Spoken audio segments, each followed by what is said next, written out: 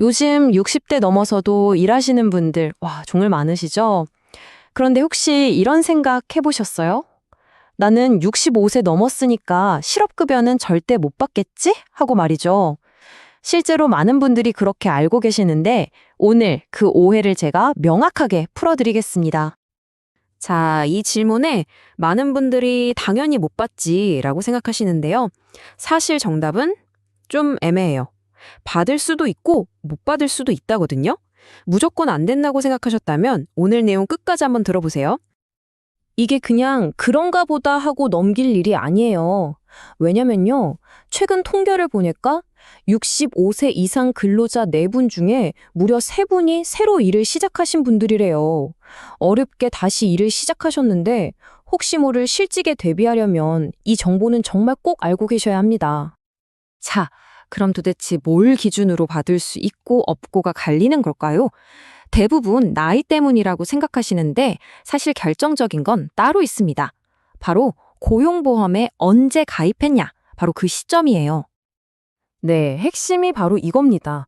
아주 간단해요. 내 만 65세 생일, 그날을 기준으로 그 전에 고용보험에 가입해서 쭉 자격을 이어왔느냐, 아니냐, 이게 모든 걸 결정하는 거죠.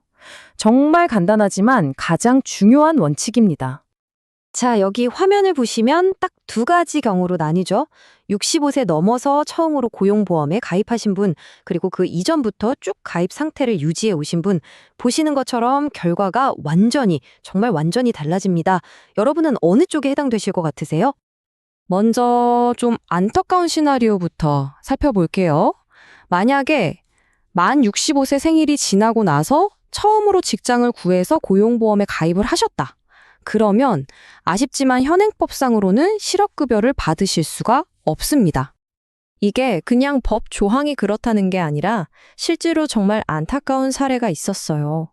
어떤 분이 만 65세가 된 바로 그날, 딱 그날 근로계약을 하셨는데 그것 때문에 실업급여를 못 받으신 거예요. 정말 단 하루 차이로 모든 게 바뀐 거죠. 그만큼 가입 시점이 절대적이라는 뜻입니다. 자, 그럼 이제 좀 희망적인 이야기로 넘어가 볼까요? 반대로 65세 이전부터 고용보험 자격을 잘 유지해 오셨다면 어떻게 될까요? 만약에 65세가 되기 전부터 고용보험에 가입된 상태로 쭉 일을 해오셨다면 설령 65세가 넘어서서 실직을 하시게 되더라도 실업급여를 받으실 수 있습니다. 여기서 키포인트는 계속해서 끊어지지 않고 일을 했다는 점이에요. 그럼 바로 이 질문이 나오죠. 계속해서라는 게 도대체 무슨 뜻이냐? 꼭 한 회사에서만 쭉 다녀야 하는 거냐? 하고 말이죠. 회사를 옮길 수도 있잖아요. 여기서 고용승계라는 개념이 아주 중요해집니다. 이게 뭐냐면요. 예를 들어서 아파트 경비원으로 일하고 계시다고 생각해 보세요. 관리업체가 A 회사에서 B 회사로 바뀌었어요. 회사는 바뀌었지만 나는 같은 자리에서 계속 일을 하죠. 이렇게 내 근로관계가 끊어지지 않고 그대로 이어졌다면 고용보험도 단절된 게 아니라고 보는 겁니다. 그래서 자격이 쭉 유지되는 거죠. 자, 그럼 여기서 또 다른 궁금증이 생기실 거예요. 아까 그 첫 번째 시나리오 있잖아요. 65세 이후에 처음 취업해서 실업급여를 못 받는 분들. 아니, 근데 왜 고용보험료는 월급에서 떼어가는 걸까요? 네, 이 부분 정말 많이들 헷갈려 하세요.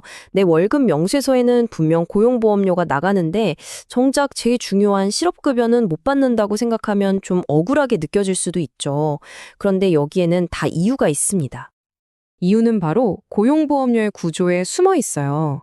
고용보험료가 사실 한 덩어리가 아니거든요.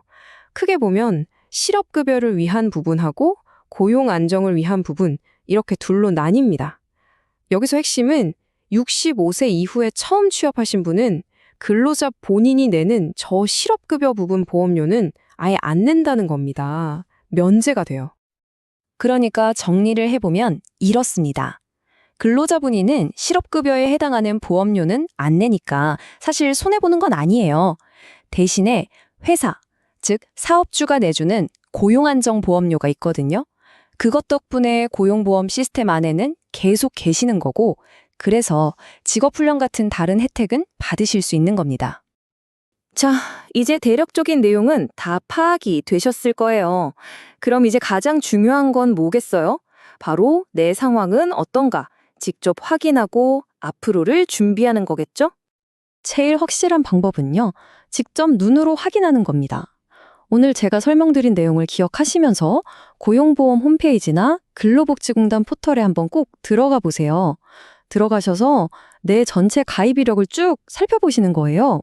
언제부터 가입이 시작됐고 혹시 중간에 끊어진 기간은 없는지 이걸 꼭 확인하셔야 합니다. 아, 그리고 물론 오늘 설명드린 이 65세 기준 말고도요, 실업급여를 받기 위한 기본적인 조건들은 당연히 충족해야 합니다. 아시죠?